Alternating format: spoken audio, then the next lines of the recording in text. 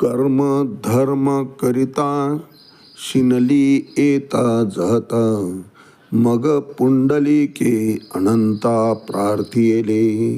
येऊनिया श्रीहरी भीवरेच्या तिरी, सुदर्शनावरी पंढरी प्रार्थिली. अमर तरुवर तीर्थ सरोवर, वेणुनादी श्रीधर खेळता ती माऊली. ज्ञानेश्वर महाराज की जय. एक तरी ओवी अनुभवावी या ज्ञानयज्ञात आपण श्रीमद भगवद्गीता अध्याय 8वा त्यातलं ओवी श्लोक क्रमांक 15 आणि या श्लोकवर माऊलींनी ज्ञानेश्वरी 8व्या अध्यायामध्ये 146 क्रमांकाच्या ओवीनं केलेलं भाष्य, याचं आज आपण चिंतन करणार आहोत. मामुप्येते पुनर्जन्म दुःखालयम अशाश्वतम, नाप्नुवन्ति महात्मना संसिद्धिम परमां गताः. अर्थात अनन्य भक्तिभावानं भगवंताचं होऊन राहिलं की जीवाचा उद्धार होतो. जो मज भजे जैसा जैसा भावे, तैसा तैसा पावे मीही त्याशी. भक्ती करताना भक्तीमध्ये जर स्वार्थ येत असेल, काही अपेक्षा ठेवून भक्ती केली जात असेल, या भौतिक सुखाची, या मृत्यूलोकातील सुखाची, या प्रापंचिक सुखाची, या विषय सुखाची अपेक्षा ठेवून जर आम्ही भक्ती करत असो तर ती भक्ती भगवंताला मान्य नाही. ती भक्ती आम्ही इतर देवदेवतांची केली की ते हे सुख प्रदान करतात. परंतु जेव्हा साधक प्रत्यक्ष भगवंताची भक्ती करतो, श्री विष्णूची, भगवान श्रीकृष्णाची भक्ती करतो, त्यावेळेस जीवाला या भौतिक सुखाची प्राप्ती तर ते करून देतातच, त्याला जे जे हवं आहे त्याने फक्त इच्छा करावी, त्याची पूर्तता करण्याकरता हा कमरेवर हात ठेवून उभाच आहे. परंतु त्याही पलीकडं ज्याला आपण मोक्ष म्हणतो, सर्व लोकांच्या पलीकडं भगवंताचं एक धाम आहे, स्वयंधाम. त्या ठिकाणी प्रत्यक्ष भगवंत स्वतः राहतात. त्या धामाची प्राप्ती भगवंत म्हणतात फक्त आणि फक्त माझी भक्ती केल्यावरच प्राप्त होते. ये अपि अन्य देवता भक्ता यजन्ते श्रद्धयान्विता, ते अपि मामेव कौन्तेय यजन्ती अविधिपूर्वकम. आता भक्ती अविधिपूर्वक कशी राहील महाराज? आणि भगवंत तर सांगताय की माझ्याशिवाय इतर देवदेवतांची भक्ती केली तर ती माझ्याप्रती येते, यात शंका नाही. आकाशात पतितम तोयम यथा गच्छति सागरम, सर्वदेवो नमस्कारा केशवम प्रति गच्छति. परंतु ती सर्वार्थानं सर्व भावे माझ्या ठिकाणी येत नाही. आकाशातून पडलेलं पावसाचं पाणी हे संपूर्ण जरी समुद्राला जाऊन मिळत असलं तरी त्यातलं काही अंशी हे जमिनीत झिरपतं, काही जीव प्राण्यांकडून ते उपयोगात आणलं जातं, प्राशन केलं जातं आणि उर्वरित मग त्या समुद्रामध्ये ते जाऊन पडतं. तसं भगवंताच्या नामाने भक्ती केली की सागरात जसं प्रत्यक्ष पावसाचं पाणी पडतं आणि ते आहे त्या प्रमाणातच समुद्राशी एकरूप होऊन जातं.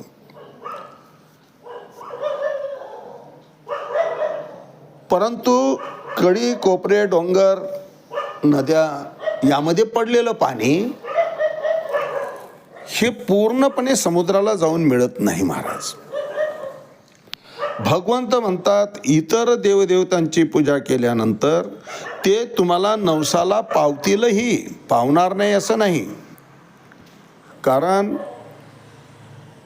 तुमच्या नवसाला त्यांना पावता यावं, तुम्ही जी मागणी त्यांच्याकडे मागता आहेत ते प्रापंचिक सुखाचंच आहे, भौतिक सुखाचंच आहे, हे त्या देवतांना माहीत असतं. आणि त्यामुळं तुमच्या अल्पशा भक्तीनं तेही प्रसन्न होतात आणि तुम्ही मागत असलेलं ते सुख, क्षणिक सुख आहे, क्षणभंगूर सुख आहे, ते तुम्हाला प्रदान करतात. तुम्हाला वाटतं देवाची खूप निस्सीम कृपा झाली, परंतु त्या सुखामध्ये वाहवत जाऊनच अंतिम ध्येय जे आहे त्या ध्येयाच्या प्रती जीव पोचत नाही. आणि हीच तर परीक्षा आहे जीवाची. पर्याय दिलेले असतात, त्यातला अचूक पर्याय असला तर उत्तर पूर्ण मार्क देऊ शकतं. तसं भक्ती ही भगवंताची अनन्यच असावी, त्या भक्तीमध्ये काही मागणं असू नये महाराज. आणि आम्ही तर मागण्याची यादी केल्याशिवाय मंदिरामध्ये जातच नाही. अहो साधं तीर्थक्षेत्र करायचं असलं तर त्यालासुद्धा आम्ही नवस करतो महाराज. आणि तो नवस जर पूर्ण नाही झाला तर तुझी वारी करण्याचा काही प्रश्नच नाही. अशा कृतज्ञपणे आमची जर भक्ती असेल तर भगवंत म्हणतात मलाही विचार करावा लागतो. जो जो मज भजे जैसा जैसा भावे, ये यथा माम प्रपद्यन्ते तान तथैव भजाम्यहम. जीवाची जशी भक्ती असेल तसं मी त्याला आशीर्वाद प्रदान करत असतो, तशी प्राप्ती त्याला करून देत असतो. जीवानं स्वतःकरता जर काही मागणंच केलं नाही तर त्याची प्रापंचिक गरज भागवण्याची सुद्धा जबाबदारी अर्जुना मीच उचलतो. त्याच्या मागे पुढे मीच उभा राहतो. असे भक्तांची ये घरी न सांगता कामे करी. त्याला सांगण्याची गरजच पडत नाही महाराज. माझ्या कुटुंबाची व्यवस्थित घडी बसू दे, सर्वांना सुख समाधान मिळू दे, असं त्या भक्ताचं मागणं, असं साकडं त्या परमेश्वराच्या प्रती ठेवण्याचं आवश्यकताच पडत नाही महाराज. कारण सर्व काही तो भगवंत जाणतो. न सांगता तुम्हा कळो येते नारायणा. तुकोबाराय म्हणतात की देवा तुला सांगण्याची आवश्यकताच काय. अरे संपूर्ण जीवनपटल क्षणाक्षणाचा हिशोब माझा तुझ्याजवळ आहे. त्यामुळं मला काय हवं ते मागण्याची गरजच पडू नये.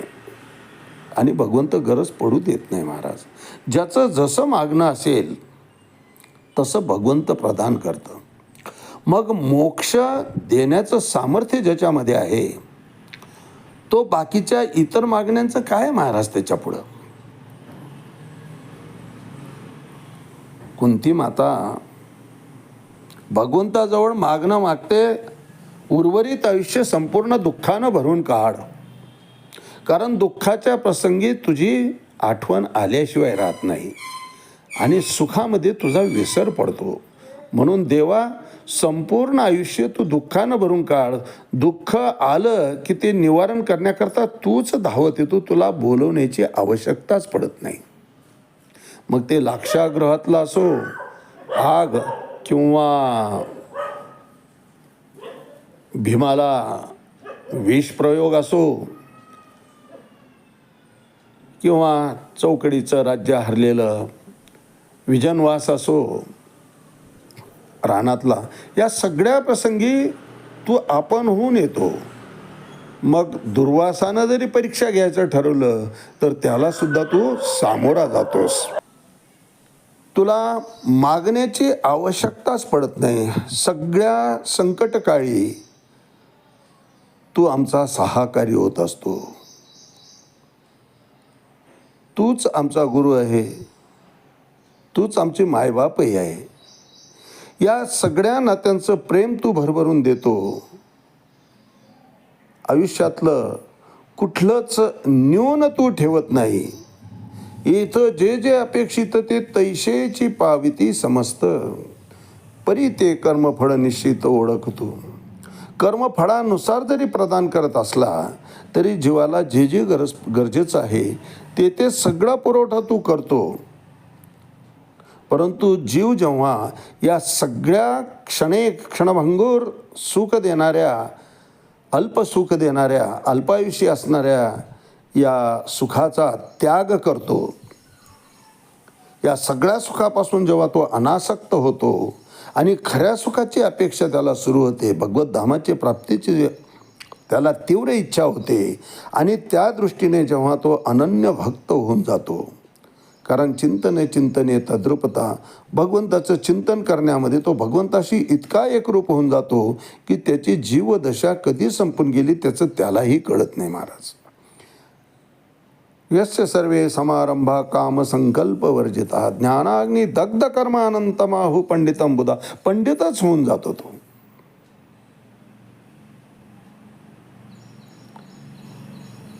कुठलीच न्यूनता त्याला आयुष्यामध्ये वाटत नाही.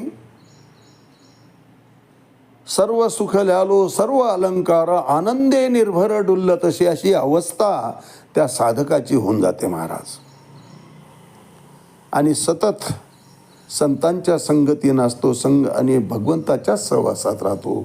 संगती पंगती देवासवे घडे. त्यामुळं सगळं जीवनच त्याचं प्रासादिक होऊन जातं. भगवंताशिवाय त्याला दुसरं विश्वास शिल्लक राहत नाही. आणि अशी अवस्था झाली की त्या भक्ताला अनन्य भक्त आणि त्याची भक्ती ही अनन्य भक्ती होऊन जाते. आणि असा भक्त ये तू सर्वानी कर्मानी मयी संन्यस्य मत्परा अनन्यनेव योगेन माम ध्यायंत उपासते. मग भगवंत सांगता तेषामहं समुद्धरता मृत्यू संसार सागरात. या भवसागरातून, या मृत्यूलोकातून त्याला मी सहजपणे तारून नेतो. तेषामहं समुद्धरता मृत्यू संसार सागर भवामी न चिरात पार्थ मय्या वेशित चेतसाम. चिंताच करायची नसते, पण त्याकरता फक्त अर्जुना माझ्या ठिकाणी जीवानं सर्व भावे शरण यावं लागतं. आणि तो ज्या क्षणी आपल्या संपूर्ण भाव माझ्या ठिकाणी समर्पित करतो त्याच वेळेस तो माझा होऊन जातो. मी त्याचा सर्वार्थानं अंगीकार करतो. या मृत्यूलोकी त्याला मी सुखी ठेवतो, समाधानी ठेवतो, यात नवल नाही.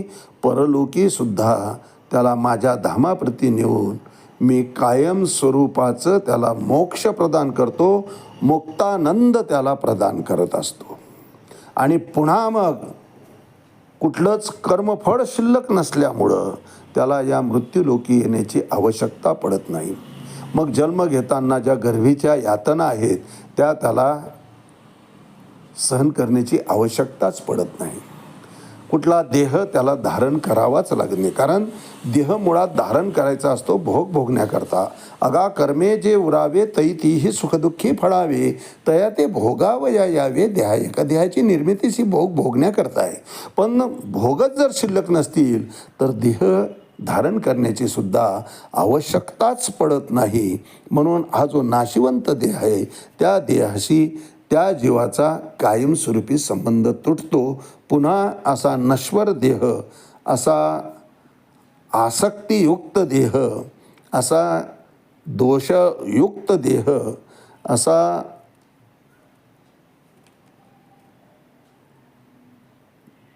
पापयुक्त, ज्याच्यामुळं कुविचारच जास्त सुचतात, चांगला विचार चांगले कर्म करण्याचे साठी तो धजतच नाही, सतत इंद्रियांच्या माध्यमानं विषयाचं सेवन करणारा असा हा जो क्षणभंगूर नाशिवंत अल्पायुष्य देह आहे तो देह त्याला घेण्याची आवश्यकताच पडत नाही.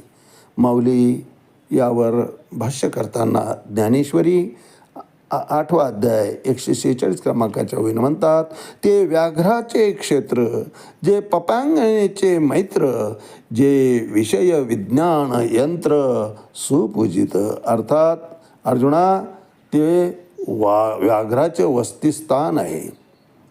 हिंसक, सता हिंसक विचार, जास्तीत जास्त हिंसक विचारच, दुसऱ्याचं वाटोळं करण्याचेच विचार या देहाच्या ठिकाणी असतात. ते मनाला वेश्येप्रमाणे वरपंग मोह घालणारे असतात. वेश्या जशी मोहात पाडते तसा हा देह मोहात पाडतो आणि ज्ञान करून देणारं, ते मोहाविषयी ज्ञान करून देणारं असं हे उत्तम यंत्र आहे. म्हणून अशा या क्षणभंगूर देहाची त्या साधकाला गरजच पडत नाही. आज याच ठिकाणी थांबूया. रामकृष्ण हरी पुंडलिक वरदा हरी विठ्ठल श्री ज्ञानदेव तुकाराम पंढरीनाथ भगवान की जय. माऊली ज्ञानेश्वर महाराज की जय. जगद्गुरु तुकाराम शांती ब्रह्म एकनाथ महाराज की जय. आदिशक्ती मुक्ताबाई की जय.